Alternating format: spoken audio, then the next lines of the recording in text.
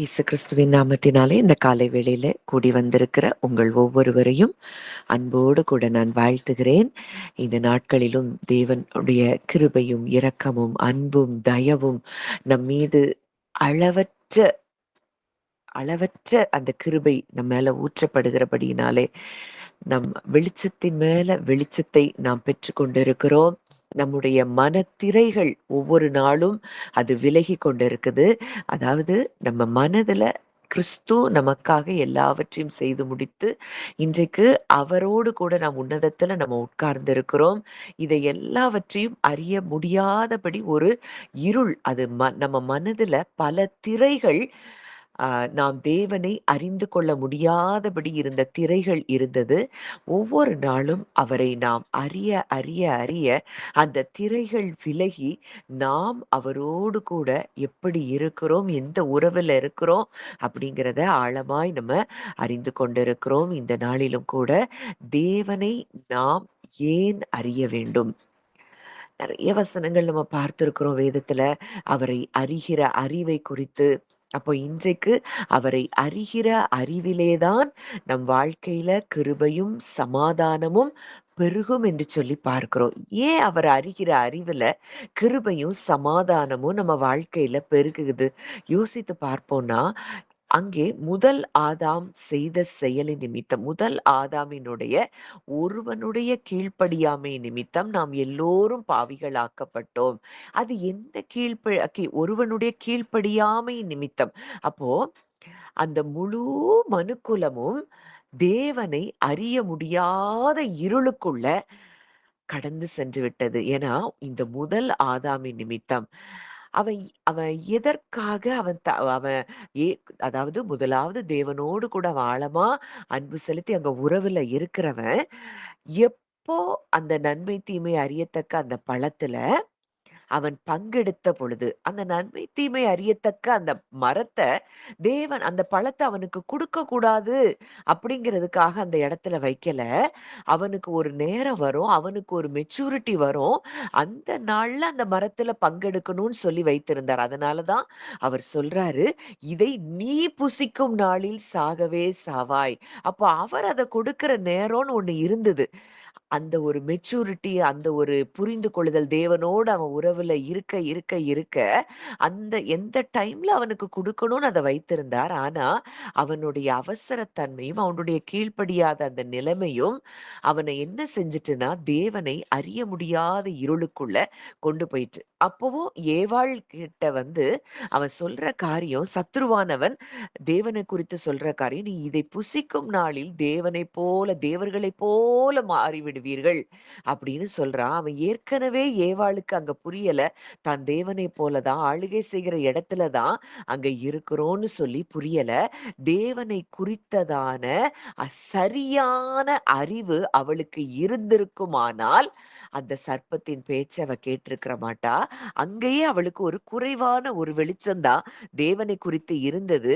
அதனால இன்னமும் அந்த குறைவான வெளிச்சத்துல தேவனை குறித்து அறிந்ததுனால, அந்த சர்ப்பத்தின் பேச்ச அவ கேட்டதுனால, அங்கே ஆதாமும் அங்கே அந்த ஆதாம் ஏவாளினுடைய பேச்ச கேட்டதுனால, முழு மனுக்குலமும் தேவனை அறிய முடியாத ஒரு இருளுக்குள்ள கடந்து போய்விட்டது.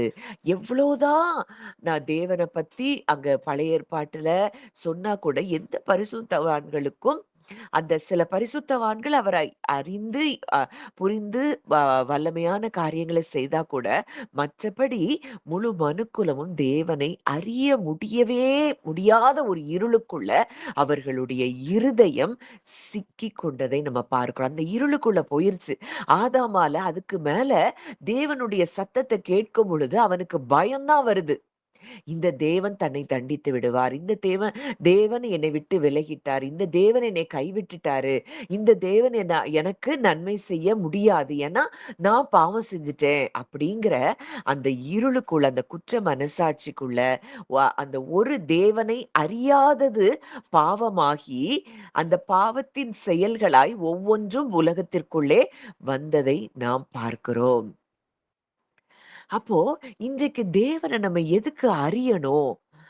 இப்போ இந்த தேவன அறியாத இருளுக்குள்ள முதல் ஆதாமின் மூலம் நம்ம எல்லாரும் அந்த இருளுக்குள்ள இருந்தோம். ஆனால் இன்றைக்கோ அவரை அறிகிற அறிவுக்குள்ள நம்ம வர வர வர, நம்ம வளர வளர வளர, நம்ம வெளிச்சத்துக்குள்ள வர வர, நமக்குள்ள இருக்கிற பயங்கள் விலகுது, சந்தேகங்கள் விலகுது, அவிசுவாசங்கள் விலகுது, சோர்வுகள் விலகுது. இது எல்லாம் நமக்குள்ளே நடக்கிற காரியங்களாய் நாம் பார்க்கிறோம். அப்போ தேவனை அறிகிற அறிவு நம் வாழ்க்கைக்கு எவ்வளவு முக்கியங்கிறத நம்ம அறிந்து கொள்ளணும். இத தேவன் அதனால தான் தேவன் ஒருவன் முழு இருதயத்தோடும் என்னை தேடுவானாகில், என்னை தேடுகையில் அவன் என்னை கண்டடைவான். அப்போ from the heart from the whole ஹார்ட்டடா நம்ம அவர தேட தேட நம்ம எதுக்கு பைபிள் வாசிக்கிறோம்? இன்னைக்கு நெறைய பேர் நம்ம சொல்றத கேட்கிறோம். 1 வருஷத்துல நான் பைபிள் முடிக்கணும். இந்த பைபிள் குவிஸ்லாம் நான் அட்டெண்ட் பண்றேன். இதுல இத்தன கேள்விகளுக்கு நான் பதில் எழுதிட்டேன். எதுக்காக? நம்ம எதுக்கு பைபிள் வாசிக்கிறோம்? எதுக்கு நம்ம ஜெபிக்கிறோம்?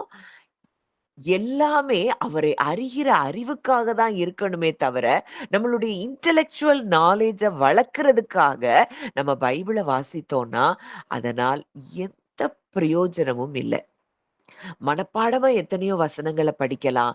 பைபிள போ எத்தன தடவனாலும் நம்ம பைபிள முடித்திருக்கலாம்.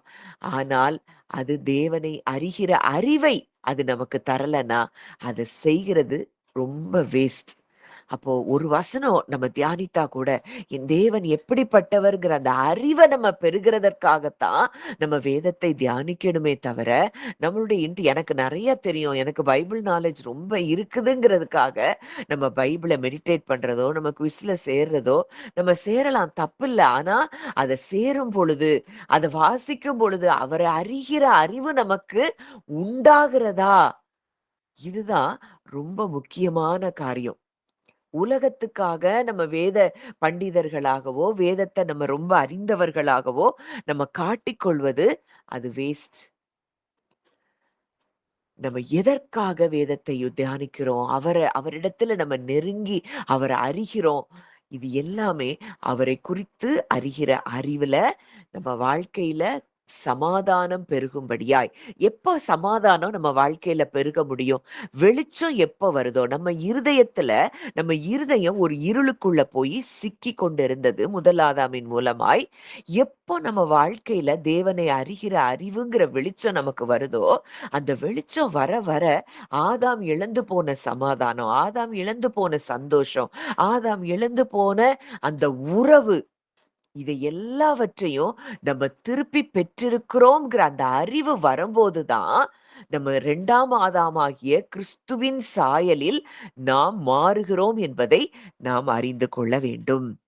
இல்லன்னா, இந்த முதல் ஆதாம போல தான் நமக்கு கான்ஸ்டன்ட்டா எப்பவும் பயம் இருக்கும், கலக்கம் இருக்கும், சோர்வு இருக்கும், குற்ற மனசாட்சி இருக்கும்.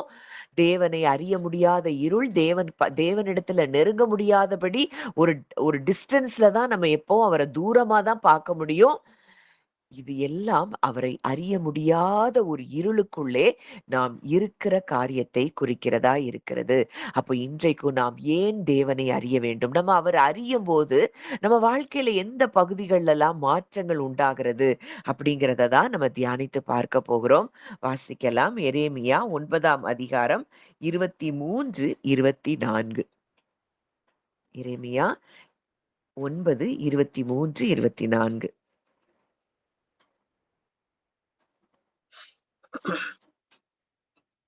ஞானி தன் ஞானத்தை குறித்து மேன்மை பாராட்ட வேண்டாம்.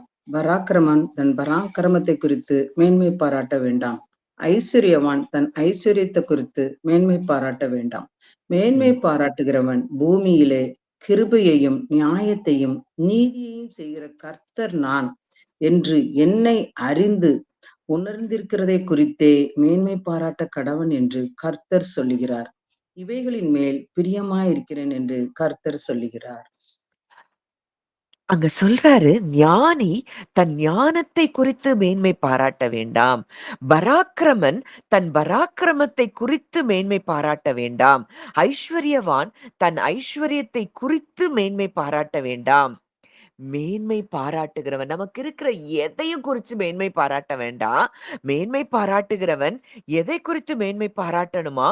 பூமியிலே கிருபையையும், நியாயத்தையும், நீதியையும் செய்கிற கர்த்தர் நான் என்று என்னை அறிந்து உணர்ந்திருக்கிறதை குறித்தே மேன்மை பாராட்ட கடவன் என்று கர்த்தர் சொல்லுகிறார். இத குறித்து மேன்மை பாராட்டு. உன் ஞானத்தை குறித்து, உன் பராக்கிரமத்தை குறித்து, உன் செல்வத்தை குறித்து, நம்முடைய ஐஸ்வர்யத்தை குறித்து, எந்த காரியத்தை குறித்து பூமியில என்ன செய்ய வேண்டாமா? மேன்மை பாராட்ட வேண்டாம். மேன்மை பாராட்டுகிறவன் பூமியிலே கிருபையையும் நியாயத்தையும் நீதியையும் செய்கிற கர்த்தர் நான் என்று அறிந்து உணர்ந்திருக்கிறதை. அப்போ ஒரு மனிதன் எப்போ தேவனை அறிந்து உணர்கிறானோ அவன்தான் வெளிச்சத்திலே நடக்கிறவனாய் இருக்கிறான். நம்ம இத மைண்ட் அளவுல தேவனை குறித்து அறிகிறது அல்ல, அறிந்து அவரை குறித்து உணர வேண்டும்.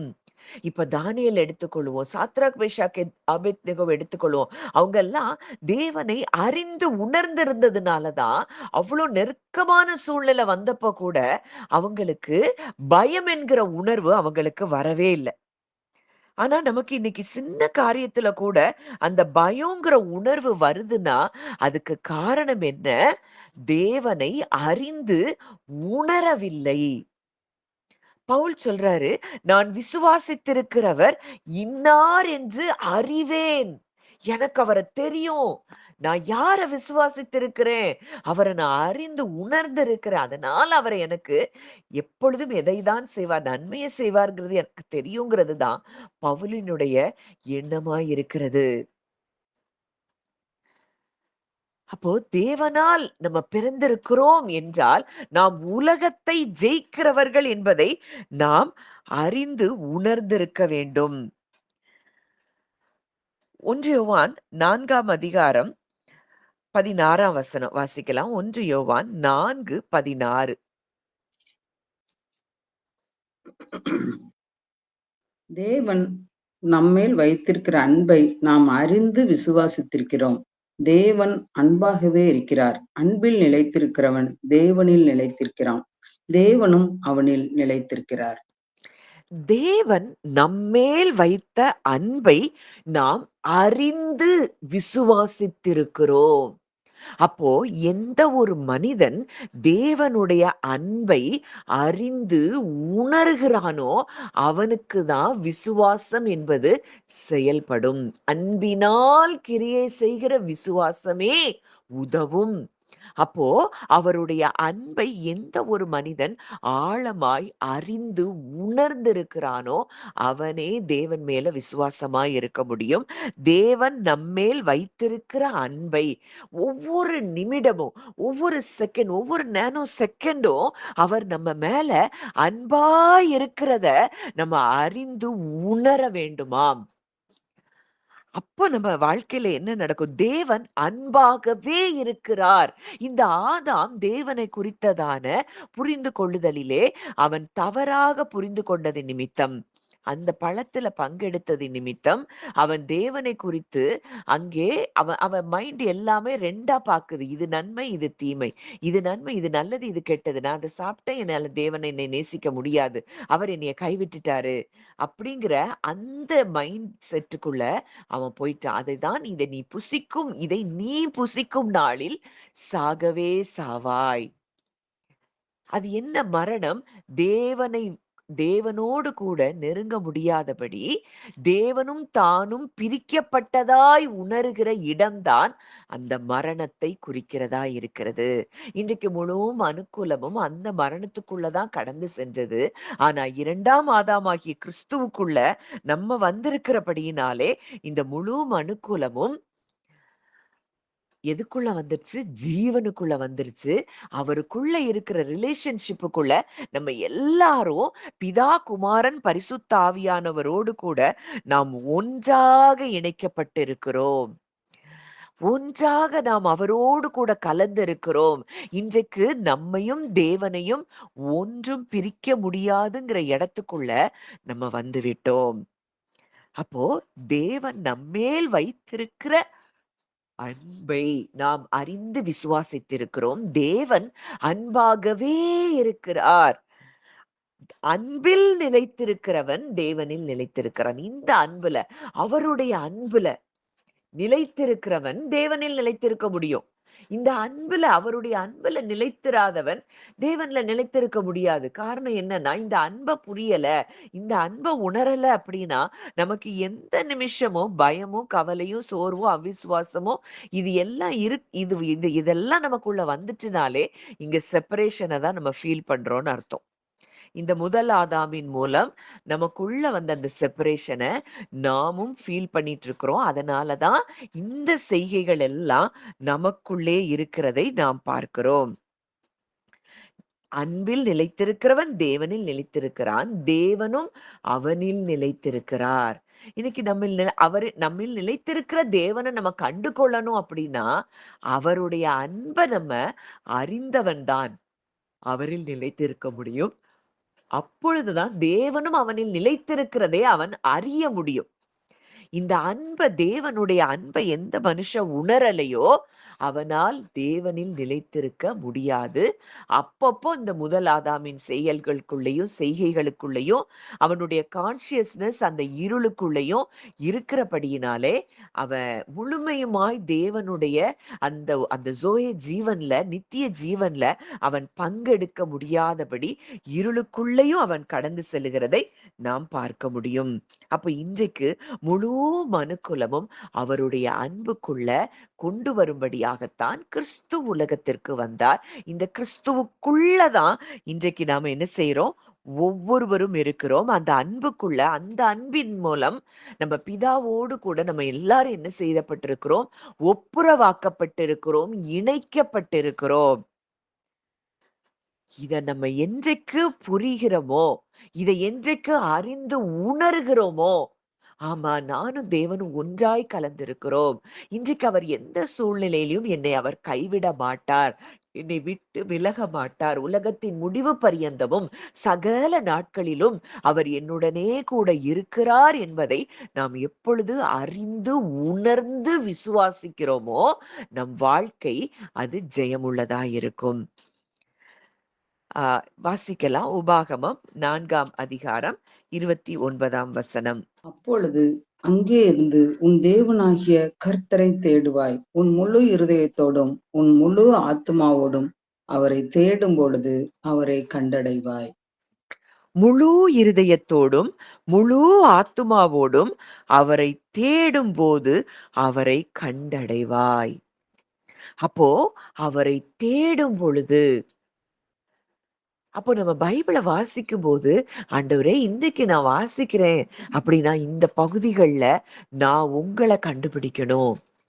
நான் என் முழு இருதயத்தோடும், முழு ஆத்துமாவோடும் உம்மை தேடும்படிக்கு தான் நான் வேத வாக்கியங்களை ஆராய்ந்து பார்க்கிறேன், தியானிக்கிறேன். அப்படிங்கிற இடத்துக்கு வரும்போது, அவரோடு கூட உறவுல இன்டிமேட்டா நம்ம பேச, பேச, பேச, அவர் நம்மை நிரப்புகிற காரியங்களிலே நாம் மனதை செலுத்துவோம் என்றால், நம் முழு இருதயத்தோடும், முழு ஆத்துமாவோடும் அவரை தேடும்போது, அவரை நாம் என்ன செய்வோமாம்? கண்டடைவோமாம். we will find him. அவரை நம்ம கண்டுபிடிக்க முடியும். இப்பவும் இன்னமும் நம்ம அவரை கண்டுபிடிக்க முடியல. நம்ம இன்னும் அவரை கண்டுபிடிக்கல அப்படின்னா, அதுக்கு காரணம் என்னன்னா, நம்ம இருதயத்துல இன்னமும் அந்த இருதயத்தின் சில பகுதிகள் இருளுக்குள்ளே சிக்கிக் கொண்டிருக்கிறது. சில பகுதிகள்ல நமக்கு பயமே இருக்காது. அந்த இடத்துலலாம் வெளிச்சம் வந்திருக்கும். ஆனா சில பகுதிகள் இன்னமும் முதல் ஆதாமின் மூலம் நம்முடைய இருதயமும் அந்த இருளுக்குள்ளே இருக்கிற பகுதிகளிலே இன்னமும் நாம் தேவனை அறிகிற அறிவை அந்த இடங்களிலே பெற்றுக்கொள்ளாததின் நிமித்தம் நமக்கு வியாதியை குறித்து, நமக்கு வர்ற சிம்டம்ஸை குறித்து, நமக்கு வர்ற ஸ்ட்ரகிள்ஸ், நமக்கு வர்ற ரிலேஷன்ஷிப்ல இருக்கிற பிரச்சனையா இருக்கலாம், கடன் பாரங்களா இருக்கலாம், இதெல்லாம் நம்மளை அழுத்திட்டு இருக்குன்னா, அதுக்கு காரணம் என்னன்னா, அவரை அறிகிற அறிவில் நாம் குறைவா இருக்கிறோம். அப்ப அவரை முழு இருதயத்தோடும் முழு ஆத்துமாவோடும் அவரை தேடும்போது நாம் என்ன செய்கிறோமாம்? கண்டடைகிறோமாம். இன்னும் ஒரு வசனம், உபாகமம் நீதிமொழிகள் 2ஆம் அதிகாரம் அந்த 3, 4 அந்த வசனங்கள வாசிக்கலாம். ஞானத்தை வா என்று கூப்பிட்டு, புத்தியை சத்தமிட்டு அழைத்து, அதை வெள்ளியைப் போல் நாடி, புதையலைத் தேடுகிறதைப் போல் தேடுவாயாக. ம். அடுத்தது அடுத்தது. கர்த்தர் அப்பொழுது கர்த்தருக்கு பயப்படுதல் இன்னதென்று நீ உணர்ந்து, தேவனை அறியும் அறிவை கண்டடைவாய். ஞானத்தை வா என்று கூப்பிட்டு, புத்தியை சத்தமிட்டு அழைத்து, அதை வெள்ளியைப் போல நாடி, கர்த்தருக்கு பயப்படுதலே ஞானத்தின் ஆரம்பம் அப்படின்னு சொல்லி பார்க்கிறோம். நம்ம பயப்படுதல் அப்படிங்கிறதுக்கு பல நாட்கள் நான் அதுக்கு விளக்கம் சொல்லியிருக்கிறேன். தேவனை எல்லா சூழ்நிலைகளிலும் பெரிதாய் பார்ப்பதே கர்த்தருக்கு பயப்படுகிற பயம். பயந்து நடுங்கிறது இல்ல. அவரை எல்லா சூழ்நிலைகளிலும் அவரை பெரிதாய் பார்ப்பதுதான் பயப்படுதல். அந்த பயம் இருக்கும்போது நமக்கு ஞானம் தொடங்குகிறதாம். அப்போ ஞானத்தை வா என்று கூப்பிட்டு, புத்தியை சத்தமிட்டு அழைத்து, அதை வெள்ளியைப் போல் நாடி, புதையல்களை தேடுகிறது போல தேடுவாயாகில். அப்போ இன்னைக்கு நம்ம வெள்ளி அவர் அறிகிற அறிவை நம்ம எப்படி பார்க்கணும்னா, வெள்ளியை தேடுகிறத போல, வெள்ளியை நாடி புதையல்களை தேடுகிறத போல நம்ம தேடணும்னா, கர்த்தருக்கு பயப்படுதல் இன்னதென்று நீ அறிந்து கொள்ளுவாய். தேவனை அறியும் அறிவை கண்டடைவாய். தேவனை அறியும் அறிவை நாம் கண்டடைய வேண்டும் என்றால், இந்த தேவனை அறிகிற அறிவுல தான் எல்லா பிளெஸ்ஸிங்ஸும் இருக்கு.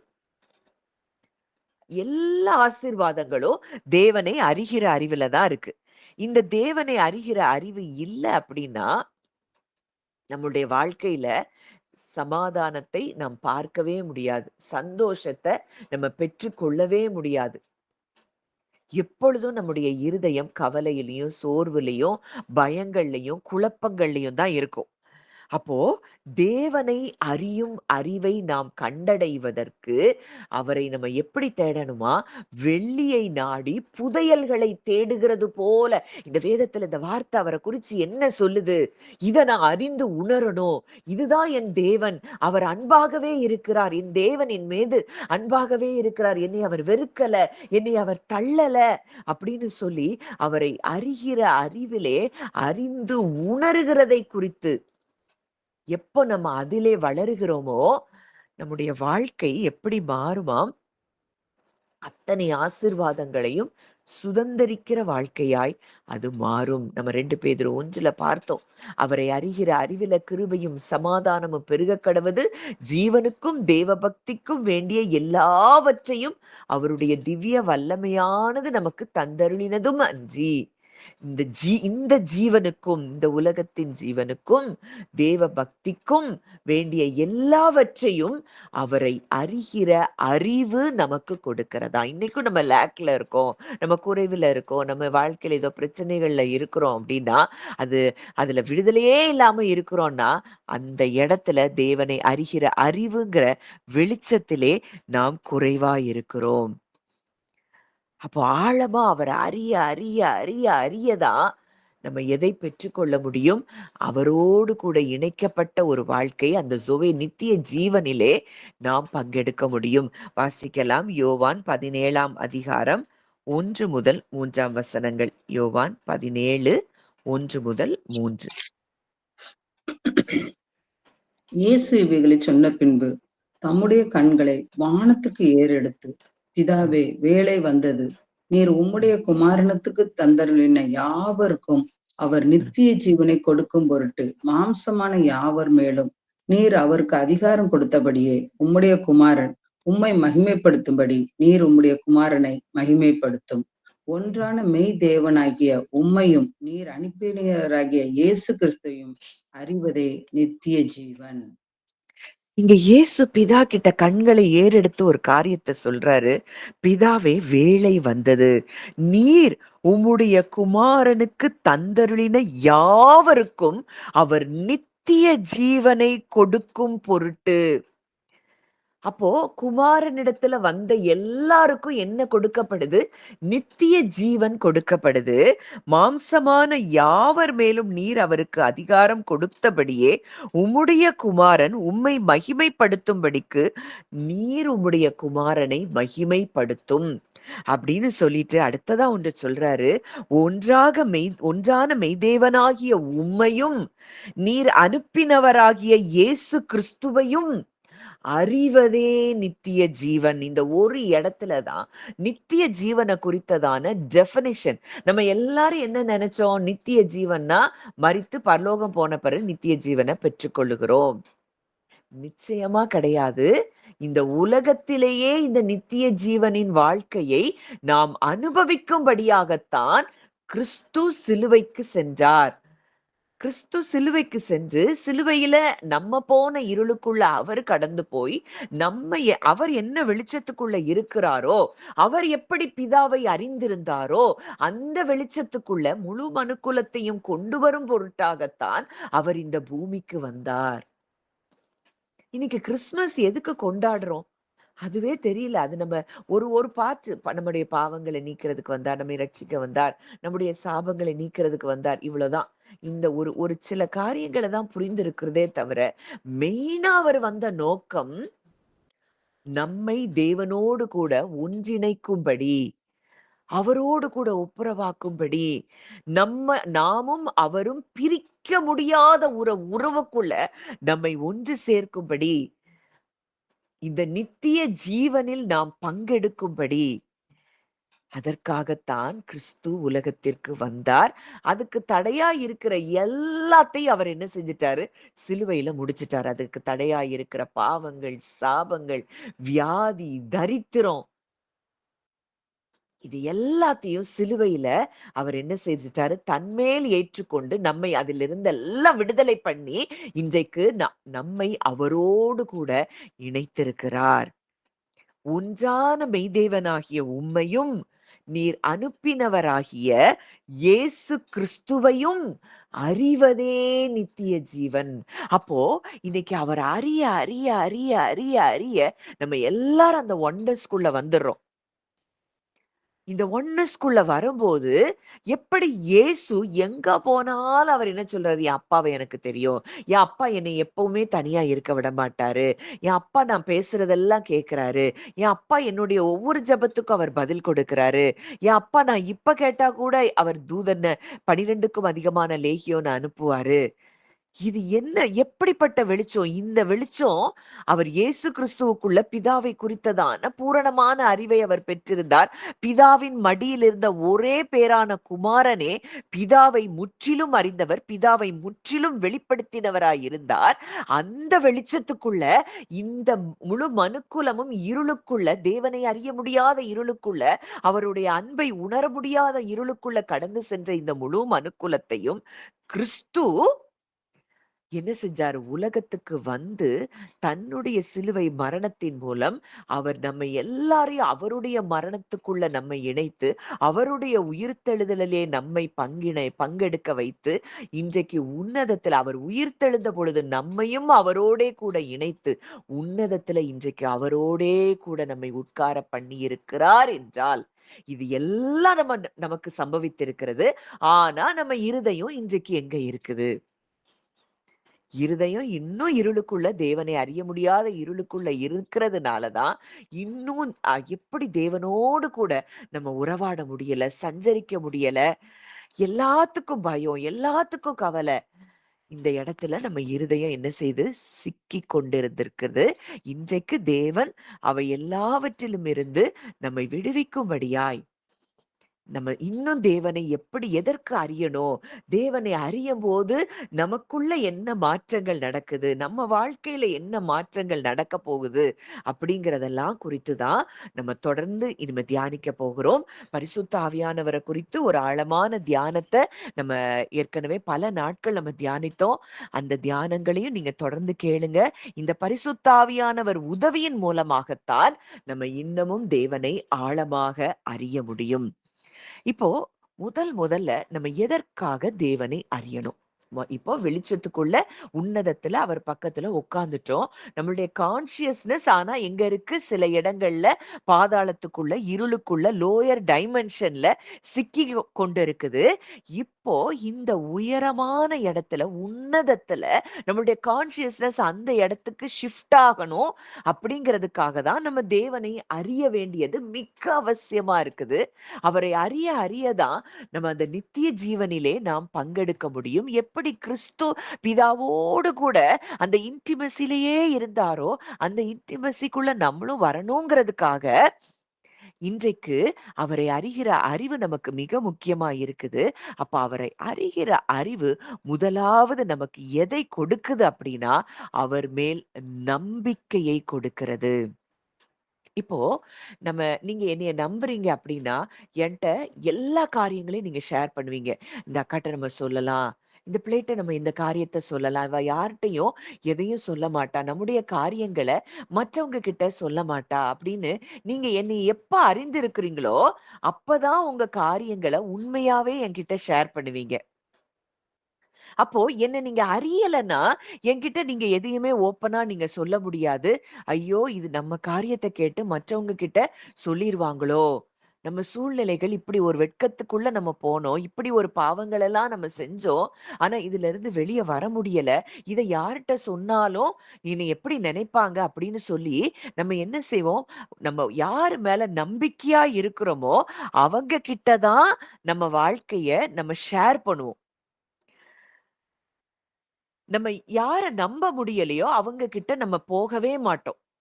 இப்போ நம்ம ஏதோ ஒரு ஒரு காரியத்த ஒரு ஒரு பெரிய ஒரு ஒரு எதையோ ஒரு ஒரு ட்ரெஷர யார்கிட்டயோ குடுக்கணும். மத்தவங்கள்ட்ட குடுக்கணும், குடுத்து அனுப்பணும், அவங்க கிட்ட கொண்டு சேர்க்கணும்னா, இந்த நபர குறித்து நம்ம அறிந்தா தான், அவங்க கிட்ட அந்த பொருளையே நம்ம ட்ரஸ்ட் பண்ணி குடுக்க முடியும். இவங்க கண்டிப்பா இந்த பொருள கொண்டு சேர்த்துருவாங்க. அப்போ தேவனை அறிவதற்கும், அவரைப் பற்றி தேவனை நம்ம நேசிப்பதற்கோ, தேவனை உணருவதற்கோ, நமக்கு அவர் மேல் நம்பிக்கை அவசியமா இருக்குது. You cannot trust someone you do not know. நம்ம ஒருத்தர அறியலன்னா, அவங்கள நம்மளால நம்பவே முடியாது. அப்போ எப்போ நம்ம தேவன் உண்மை உள்ளவர், அவர் வல்லமை உள்ளவர், அவர் அன்புள்ளவர், அவர் இரக்கமுள்ளவர், அவர் மாறாதவர் அப்படிங்கிறத நம்ம இருதயம் எப்பொழுது அறிந்து உணர்கிறதோ, நம்ம இருதயம் நேச்சுரலாவே எப்படி மாற ஆரம்பிக்கும்னா, அது ஒரு பீஸ்ஃபுல் ஸ்டேட்டுக்கு வரும். ஒரு கான்ஃபிடென்ட் ட்ரஸ்ட், ஒரு சமாதானமும் உறுதியான நம்பிக்கையும் உடைய இருதயமாய் நம் இருதயம் என்ன செஞ்சிரும்? அந்த இடத்துக்கு நம்ம இருதயம் வந்துரும். இன்னைக்கு வரைக்கும் இந்த இடத்துக்குள்ள நம்ம வரலன்னா, இன்னமும் தேவனை அறியல. தேவனை அறியாததுனால அவர் மேல நம்மளால கான்ஃபிடென்ட் ட்ரஸ்ட் வைக்க முடியல. உறுதியான நம்பிக்கை வைக்க முடியல. ஆனா வசனம் தெளிவா சொல்லுது, "உம்மை உறுதியாய் பற்றிக்கொண்ட மனதை உடையவன், உம்மையே நம்பியிருக்கிறபடியால்" நீர் அவனை பூரண சமாதானத்துடன் காத்துக்கொள்வீர். அந்த உறுதியான நம்பிக்கை, அவரையே பற்றிக் கொண்ட மனது நமக்கு வரணும்னா, அவரை அறிகிற அறிவு நமக்கு தேவை. அவர் எப்படிப்பட்டவர்? அவர் மிகவும் உண்மையுள்ளவர். அவர் வார்த்தைக்கு உண்மையுள்ளவர். அவர் சர்வத்தையும் செய்யும் ஆற்றல் நிறைந்தவர், வல்லமை நிறைந்தவர். அவர் அன்பே உருவானவர். அவர் இரக்கமுள்ளவர் அப்படிங்கிறதெல்லாம் நம்ம அறிந்திருக்கும் போதுதான் நம்ம எப்பொழுதும் சமாதானத்துல இருக்க முடியும். இந்த அறிவை தான் இயேசு கிறிஸ்து பெற்றிருந்தார். எப்போ இந்த முதலாம் ஆதாமினுடைய அந்த முழு மனுக்குலத்தின் பாவமும் அவர் மேல இறங்குதோ, அப்பதான் அவர் செப்பரேட்டடா அவர் ஃபீல் பண்றத நம்ம பார்க்கிறோம். அதுவரைக்கும் நானும் என் அப்பாவும் உங்களுக்கு தெரியாது. அவர் மடியில இருக்கிற நான், எனக்கு தான் என் அப்பாவ எனக்கு தெரியும் அப்படின்னு சொல்லி, அந்த தேவனை குறித்ததான அறிவை அவர் என்ன செஞ்சுட்டே இருக்கிறாரு? சொல்லிட்டே இருக்கிறாரு. காரணம் என்னன்னா, அவர் அப்பாவை அறிந்து உணர்ந்திருந்தார். இந்த உணர்கிற இடத்துக்கு நம்ம எப்ப வர்றோமோ, இன்னைக்கு நம்மளுடைய ஆதாம் விழுந்து போனப்போ, அவனுடைய எமோஷன்ஸ், ஃபீலிங்ஸ் எல்லாமே அந்த லோயர் டைமென்ஷன்ல இருளுக்குள்ள போய் மாட்டிருச்சு. அங்க பயம்ங்கிற எமோஷன் தான் அவனுக்கு அதிகமா இருக்கு. குற்ற மனசாட்சிங்கிற எமோஷன் இருக்கு. ஃபீல் பண்றான். அங்க வெட்கம்ங்கிற அந்த எமோஷன் அவனுக்கு இருக்கு. ஃபீலிங் இருக்கு. இது எல்லாமே நமக்கு இந்த இந்த இடங்கள்லலாம் நமக்கு கோபம் அடுத்ததா குற்ற சாட்டுதல் வருது. கோபம் வருது. பொறாம வருது. எல்லாமே இந்த இருளுக்குள்ளே சிக்கிக்கொண்ட மனதிலிருந்து வெளிப்படக்கூடிய ஒரு நிலைகளாய் நாம் பார்க்கிறோம். இந்த இடத்துல இருந்து தேவன அறியவே முடியாது. எப்பொழுது கிறிஸ்துவுக்குள்ள நான் வந்திருக்கிறேன், கிறிஸ்து எனக்காக எல்லாவற்றையும் அவர் செய்து முடித்து என்னை உண்மையாய் மீட்டெடுத்திருக்கிறார்.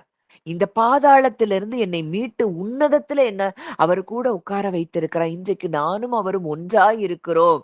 திருத்துவ தேவனோடு கூட நான் ஒன்றாக, அவர்கள் என்னோடு கூட ஒன்றாக கலந்திருக்கிறார்கள்ங்கிறத எப்போ உணர்கிறோமோ, அப்பதான் தேவன் மேல நமக்கு ட்ரஸ்டே வரும். இப்போ தாவீத பார்க்கிறோம். அந்த கோலியாத்துக்கு முன்னாடி போய் நின்னுட்டு, அவனுக்கு ஒரு துளி கூட பயம்ங்கிறதே இல்ல. வாசிக்கலாம். 1 சாமுவேல் 17ஆம் அதிகாரம் 37ஆம் வசனம். 1 சாமுவேல் 17:37. பின்னும் தாவீது, என்னை சிங்கத்தின் கைக்கும் கரடியின் கைக்கும் தப்புவித்த கர்த்தர் இந்த பெலிஸ்தனுடைய கைக்கும் தப்புவிப்பார் என்றான். அப்பொழுது சவுல் தாவீதை பார்த்து, ஓ, கர்த்தர் உன்னோடு கூட இருப்பாராக என்றான். ஆ. தாவீது சொல்றாரு, என்னை சிங்கத்தின் கைக்கும், கரடியின் கைக்கும் தப்புவித்த கர்த்தர், இந்த பெலிஸ்தனுடைய கைக்கும் தப்புவிப்பார் என்றான். என்ன ஒரு கான்ஃபிடென்ட் ட்ரஸ்ட். ஏன்னா, அவனுக்கு தேவனை குறித்ததான அறிவை பெற்றிருந்தது மாத்திரமல்லாமல், அவன் அவரை அறிந்து உணர்ந்திருந்தான். கர்த்தர் நல்லவர் என்பதை அவன் ருசி பார்த்திருந்தான். இன்னைக்கு ஒரு சின்ன சூழ்நிலை போதும் நம்மள ட்ரிகர் பண்றதுக்கு. உடனடியா நம்ம அவர விட்டு பிரிக்கப்பட்டதா உணர்றோம். ஒரு சின்ன மனுஷ வார்த்தை போதும், நம்ம என்னவோ அவரும் நம்மளும் தூரமா இருக்கிறோம். நம்மள விட்டு அவர் எங்கேயோ தூரமா இருக்கிறாரு. நமக்கு நடக்கிறது எதுவுமே அவருக்கு தெரியாத மாதிரியும், நம்ம தான் அவருக்கு நம்ம வாழ்க்கையில நடக்கிறது எல்லாத்தையும் நமக்கு சொல்லணுங்கிறது மாதிரியும், ஜெபம்ங்கிற பேர்ல ஒரே புலம்பலும், அழுகையும். இதுக்கெல்லாம் காரணம் என்ன அப்படின்னா, அவர் நம்மை விட்டு தூரமாக இருக்கிறார் அப்படிங்கிறத தான் நம்ம அறிந்திருக்கிறோம். இங்க தாவீதுக்கு ஒரு உணர்வு இருந்தது. அவரை குறித்து அறிந்து உணர்ந்திருந்தான். என்ன சிங்கத்தின் கைக்கும் அவர் தப்புவித்தார், கரடியின் கைக்கும் அவர் தப்புவித்தார், இந்த பெலிஸ்தனுடைய கைக்கும் என்னை தப்புவிப்பார் அப்படின்னு தேவன் மேல அவனுக்கு நம்பிக்கை இருந்தது. அவன் மேல அவனுக்கு நம்பிக்கை இல்ல. தேவனை குறித்து அவன் அறிந்து உணர்ந்திருந்தபடியினாலே அவன் தைரியமா போறான். அவன் எப்படி அறிந்து உணர்ந்திருந்தானோ, அதே போல தேவன் மூலமாய் அவன் அங்கே கோலியாத்தை வீழ்த்தி, அங்கே இஸ்ரவேலுக்கு ஒரு பெரிய ஜெயத்தை கொடுக்கிறதை நாம் பார்க்கிறோம். இதே தேவன் தான் சவுலுக்கும் தேவன். ஆனா, சவுலோ தேவனை குறித்து அறிந்து உணரல. இஸ்ரவேல் ஜனங்களும் அறிந்து உணரல. இப்ப எங்கெல்லாம் அறிந்து உணரலையோ, அங்கெல்லாம் பயம் இருக்கும். ஏன்னா, தேவன அறிந்து உணரலன்னா, அவர் மேல நம்பிக்கை இருக்காது. அவர் மேல நம்பிக்கை இல்லன்னா, நம்ம அவரிடத்துல இருந்து எதையும் பெற்றுக்கொள்ள முடியாது. இந்த 10, 12 வேவுகாரர்களை குறித்து பார்க்கும்போது அததான் பார்க்கிறோம். அவங்க தேவனை அறிந்து உணரல. அவங்க யார பார்க்குறாங்க? மனுஷங்கள பார்க்குறாங்க. மனுஷங்கள அவங்க அறிந்து உணர்ந்து கொண்டு இருக்கிறாங்க. மனுஷங்கள, சூழ்நிலைகள எப்ப அறிந்து உணர்ந்து கொண்டிருக்கிறோமோ, நமக்கு ஒரு நாளும் விடுதலைய பார்க்க முடியாது. தேவனை எந்த ஒரு மனிதன் அறிந்து உணருகிறானோ, அவனே ஜெயம் பெறுகிறவனாய் இருக்கிறான். இன்னும் ஒரு காரியத்த பார்த்துட்டு நம்ம தியானிக்கலாம். நம்ம ஜெபிக்கலாம். இப்போ தேவனை குறித்து அறிகிற அறிவு, அடுத்த ஒரு காரியம். இப்போ நம்ம தேவனை குறித்து அறிகிற அறிவு நமக்கு அவர் மேல நம்பிக்கையை பெருக பண்ணுகிறது. நம்பிக்கை பெருகும்போது நமக்கு சமாதானம், சந்தோஷம் அது தானாகவே நமக்கு வருகிற காரியமா இருக்குது. அடுத்ததா தேவனை அறிகிற அறிவு எதற்காக என்றால், அவரோடு கூட இருக்கிற உறவிலே நம்ம என்ன செய்கிறோம்? அதுல அந்த உறவு ஆழமாய் போகிறத நம்ம பார்க்கிறோம். Knowing God. அது என்ன செய்தான்? டீப்பன்ஸ் அவர் ரிலேஷன்ஷிப் வித் ஹிம். நம்ம ரிலேஷன்ஷிப்ப ஆழமா நம்ம என்ன செய்து கொண்டு போகுது. எப்போ ரிலேஷன்ஷிப் எப்போ ஆழமா போகும் அப்படின்னா, அவரை அறிந்து உணரும்போது. அவர் எனக்கு அப்பாவா இருக்கிறார். அவர் அன்பாகவே இருக்கிறார். அவர் பரிசுத்தமானவராய் இருக்கிறார். அவர் இரக்கமுள்ளவராய் இருக்கிறார். அப்படிங்கிறத அறிய அறிய நம்ம வொர்ஷிப், நம்ம ஆராதனை அது மிக ரியலா இருக்கும். இன்னைக்கெல்லாம் நம்ம பார்த்தோம்னா, நானே நெறைய பேர் கேள்விப்படுறேன். முன்னாடி நின்னு பெர்ஃபார்மன்ஸ் பண்ணிட்டு வர்றாங்க. பெரிய பெரிய அங்க அந்த வொர்ஷிப்ல பண்றாங்க.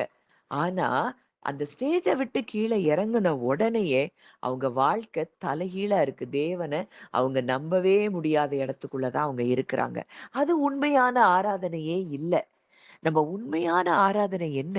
அவரை அறிகிற அறிவுல இருந்து, உணர்கிற உணர்வுல இருந்து, அவரை அறிந்து உணர்கிறதுல இருந்து வருகிறதுக்கு பெயர் தான் ஆராதனை. இத செஞ்சா எனக்கு கிடைக்கும். அவர துதிச்சா எனக்கு கிடைக்கும். அப்படிங்கிறதக்காக நம்ம துதிச்சோம்னா, அது அது ரொம்ப வேஸ்ட். இன்னைக்கு நெறைய பேர் நான் பார்க்குறேன். நான் கேள்விப்படுறேன். நான் கண்ணால பார்க்குறேன். அப்படி வொர்ஷிப் பண்றவங்க என்ட்ட வந்து அவங்க வாழ்க்கைய சொல்லும்போது, நான் யோசிச்சு பார்க்குறேன். எப்படி இவங்களால வொர்ஷிப் பண்ண முடியுது? தேவன அறிகிற அறிவே இல்லாம, அப்போ அது எல்லாமே ஒரு பெர்ஃபார்மன்ஸ் ஓரியன்டடா தான் இருக்கு. அப்படிங்கிறத நான் பார்க்கிறேன். அது ஆராதனை அல்ல. எந்த ஒரு மனிதன் தேவனை அறிந்து, உணர்ந்து அவன் ஆராதிக்கிறானோ, அந்த ஆராதனை. அது அது சுகந்த வாசனையாய் அங்க பரலோகத்தில ஏறெடுக்கப்படுகிறத நம்ம பார்க்கிறோம். அவருக்கு நம்ம துதி வந்து அவருக்கு ஒண்ணும் செய்ய போறதில்ல. நம்ம அவர அறிகிற அறிவில இருந்து எழும்புகிற துதி நம்மை நிரப்புகிறதா இருக்கிறது. இப்போ ஒரு வசனம் மட்டும் வாசிக்கலாம். அங்கே மோசே, "ஆண்டவரே உம்முடைய மகிமை எனக்கு காட்டும்ன்னு" சொல்லி கேட்கிறாரு. அப்போ யாத்ராகமம் 34ஆம் அதிகாரத்துல 6வது வசனத்துல தேவன் அங்கே தன்னை வெளிப்படுத்துகிறதை பார்க்கிறோம். யாத்ராகமம் 34ஆம் அதிகாரம் 6ஆம் வசனம். கர்த்தர் அவனுக்கு முன்பாக கடந்து போகிறபோது, அவர் கர்த்தர், கர்த்தர் இரக்கமும், கிருபையும், நீடிய சாந்தமும், மகா தயையும், சத்தியம் உள்ள தேவன். ம். அதுக்கு முன்னாடி நம்ம பார்த்தோம்னா, ஒரு மேகத்தில் இறங்கி அங்கே அவன் அருகே நின்று கர்த்தருடைய நாமத்தை கூறினார். அங்க போகிற பொழுது அங்க ஒரு சத்தம் கேக்குது. கர்த்தர் இரக்கமும், கிருபையும், நீடிய சாந்தமும், மகா தயையும், சத்தியமுள்ள தேவன். 1000 தலைமுறைகளுக்கு இரக்கம் காண்பிக்கிறவர். இது எல்லாத்தையும் அங்க இது பழைய உடன்படிக்கையில இருக்கிறபடியினால இந்த காரியம் சொல்லப்படுது. அக்கிரமத்தையும், மீறுதலையும், பாவத்தையும் மன்னிக்கிறவர், குற்றவாளியை குற்றமற்றவனாக விடாமல். இதெல்லாம் காரியம் அந்த பழைய உடன்படிக்கையில அவங்க இருந்தபடியினாலே இந்த காரியத்த தேவன் சொல்லுகிறார். மற்றபடி அவர் தன்னுடைய நேச்சர மோசேக்கு அங்க வெளிப்படுத்துகிறார். அவர் எப்படிப்பட்டவர்? அப்பா, நான் இரக்கமுள்ள தேவன், நான் கிருபை நிறைந்தவன், நான் நீடிய சாந்தம் உள்ளவன், மகா தயை உள்ளவன், சத்தியமுள்ள தேவன், நான் 1000 தலைமுறைகளுக்கு இரக்கம் செய்கிறவர் அப்படிங்கிறதெல்லாம் தேவன் அங்கே மோசேக்கு தன்னை குறித்து அவர் என்ன செய்கிறார்? வெளிப்படுத்துகிறார். இந்த தேவன் தன்னை குறித்து அவர் அங்கே வெளிப்படுத்தும் பொழுது, அங்கே மோசேயினுடைய அந்த ரிலேஷன்ஷிப் தேவனோடு கூட இன்னும் ஸ்ட்ராங் ஆயிட்டே இருக்கிறத பார்க்கிறோம். அப்போ தேவனை குறித்த அறிகிற அறிவு தான் நாம் அவரோடு கூட இருக்கிற ரிலேஷன்ஷிப்ல நம்ம என்ன செய்யுது? பலப்படுத்துது. அந்த ரிலேஷன்ஷிப்ல கிறிஸ்துவுக்குள்ள நம்ம வேரூன்றணும்னா, அவரை குறித்து அறிகிற அறிவு நமக்கு மிக அவசியம். அது அறிவுல மட்டும் இல்ல, அது உணர்வுகள்லயும் நம்ம அவர உணர ஆரம்பிக்கணும். அப்பா என் கூட இருக்கிறாரு. எனக்குள்ள ஒண்ணா அவர் கலந்திருக்கிறாரு. என் அப்பா என்னைய கைவிடவே மாட்டாரு. இந்த பிரச்சனை இது இருக்கு. இத நான் அப்பாட்ட குடுப்பேன். என் அப்பா இத பார்த்துக் கொள்ளுவார். என் அப்பா இத சரி செய்வாரு. இந்த சூழ்நிலைகளை மாற்ற அவருக்கு அதிகாரமும் வல்லமையும் இருக்கு. நான் அவர்ட்ட குடுத்துட்டு நான் இளைப்பாறுதலுக்குள்ள இருப்பேன். அப்படின்னு சொல்லி நம்ம இருதயம் எப்பொழுதும் எப்போ ரெஸ்ட்டுக்குள்ள வருதோ அப்பொழுது நம்முடைய வாழ்க்கையில என்ன பார்க்க முடியும்னா, அந்த நித்திய ஜீவனை நாம் பார்க்க முடியும். நித்திய ஜீவனிலே நாம் பங்கெடுக்க முடியும். இந்த பூமியிலேயே நித்திய ஜீவனில வாழ முடியும். எப்பொழுதும் அவரோடு கூட உறவாடி கொண்டு இருக்கிறேன். என்ன வேலை செஞ்சாலும், எந்த இடத்துல இருந்தாலும், அப்பா அவர் கூடயே பேசிக்கொண்டு, அவர் கூடயே இருக்கிற அந்த உறவுக்குள்ள நம்மால் வர முடியும். எப்போ அவரை அறிகிற அறிவை நாம் பெற்றுக்கொள்ளும் பொழுது. அவர் அன்பாகவே இருக்கிற தேவன். நம்மள குற்றம் கண்டுபிடிக்கிற தேவன் அல்ல.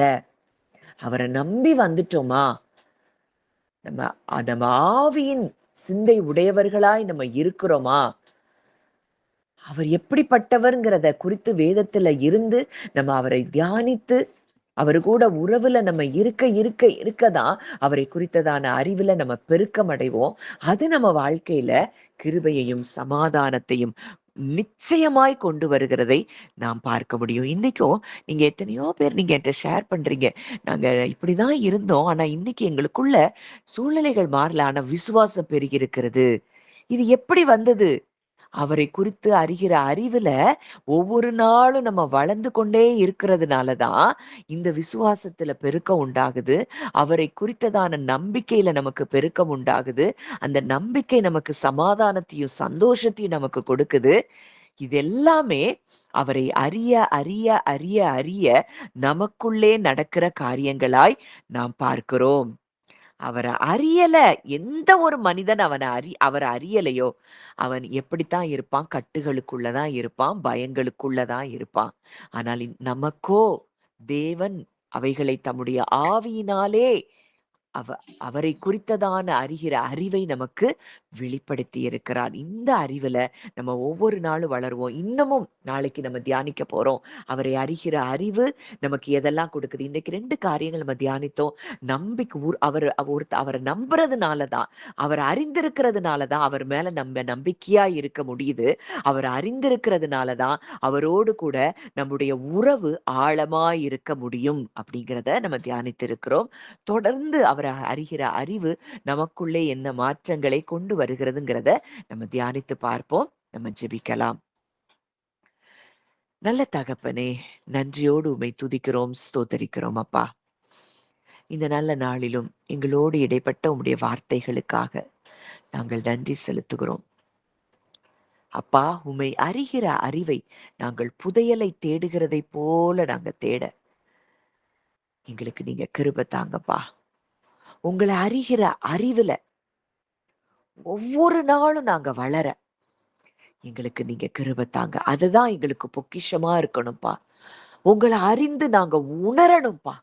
எங்களுடைய எமோஷன்ஸ்ல, ஃபீலிங்ஸ்ல உங்க அன்ப உணரணும்ப்பா. உங்க வல்லமைய நாங்க உணரணும்ப்பா. எங்களுக்காக நீர் எதையும் செய்வீர் என்பதை நாங்கள் அறிந்து உணரணும். நீங்க சொல்லியிருக்கிறீங்க, என் நாமத்தினாலே நீங்க எதை கேட்டாலும் அதை செய்வேன்னு சொல்லியிருக்கிறீங்கப்பா. அது எங்க உணர்வுல அந்த வார்த்தை கலக்கணும்ப்பா. எதை குறித்தும் பயப்படாத, எதை குறித்தும் சோர்ந்து போகாத ஒரு இருதயம். அப்படிப்பட்ட இருதயம் தான் இயேசுவுக்கு இருந்ததுப்பா. அவர் மனுஷ சாயலை எடுத்து இந்த பூமிக்கு வந்த பொழுதிலும் கூட அவருடைய இருதயத்தை எதுவும் அசைக்க முடியல. அந்த வெளிச்சத்தை தான் இன்றைக்கு கிறிஸ்து மரித்து உயிர்த்தெழுந்தது நிமித்தம் எங்களுக்கு கொடுத்திருக்கிறார். எங்களுடைய இருதயமும் அந்த வெளிச்சத்துக்குள்ள வந்திருக்கு. இன்றைக்கு உன்னதத்துல அவர் கூட உட்கார்ந்து இருக்கிறோம்னா, இன்றைக்கு எங்களுக்கு நீங்க கொடுக்கிற சிலாக்கியங்கள் பெரிது. அப்பா, அப்பாவுக்குரியது எல்லாம் எங்களுக்குரியதாய் மாறுகிறதை நாங்கள் பார்க்கிறோம் அப்பா. உமக்குள்ள இருக்கிற அன்பு, உமக்குள்ள இருக்கிற நம்பிக்கை, உமக்குள்ள இருக்கிற வல்லமை, சந்தோஷம், சமாதானம், இது எல்லாம் எங்களுக்கும் உரியது என்பதை நாங்கள் அறிந்து உணர எங்களுக்கு நீங்க கிருபை தாங்கப்பா. நாங்க ஒவ்வொரு நாளும் உமக்குள்ளே வளர்ந்து கொண்டிருக்கிறோம் அப்பா. ஆவியானவர் எங்களுக்கு நீங்க அதுக்கு உதவி செய்றீங்க. நன்றி செலுத்துகிறோம். இன்னமும் நாங்கள் உம்மிலே வளர தகப்பன் எங்களுக்கு கிருபை தாங்க. உங்க கூட இருக்கிற அந்த ரிலேஷன்ஷிப்ல இன்னும் நாங்க ஸ்ட்ராங் ஆக, எப்பொழுதும் நாங்க உங்கள ஃபீல் பண்ணிக்கொண்டே இருக்க தகப்பன் எங்களுக்கு கிருபை தருவீராக. வந்த ஒவ்வொருவரையும் உம்முடைய வார்த்தையினால் நீர் நிரப்பி இருக்கிறீர். உமக்கு நன்றி அப்பா. தாவீது உறுதியான நிலைப்பாட்டை அவன் கொண்டிருந்ததை நாங்க பார்க்கிறோம். உங்களை குறிச்சு அறிந்து அவன் உணர்ந்திருந்ததை பார்க்கிறோம்ப்பா. நாங்களும் கூட உங்களை அறிந்து உணர்ந்து எப்பொழுதுமே தைரியத்திலையும் விசுவாசத்திலையும் அன்பிலையும் நிலைத்திருக்கிற ஒரு வாழ்க்கை வாழ தகப்பன் எங்களுக்கு கிருபை தருவீராக. உம்முடைய கரங்களிலே எங்களை தாழ்த்தி ஒப்பு கொடுக்கிறோம். கர்த்தர் ஆசீர்வதித்து வழி நடத்தும். துதி கன மகிமையாவையும் இயேசு ஒருவருக்கே செலுத்துகிறோம். கர்த்தரும் மீட்பரும் இயேசுவின் மூலம் கேட்கிறோம் ஜீவனுள்ள நல்ல பிதாவே. ஆமேன், ஆமேன்.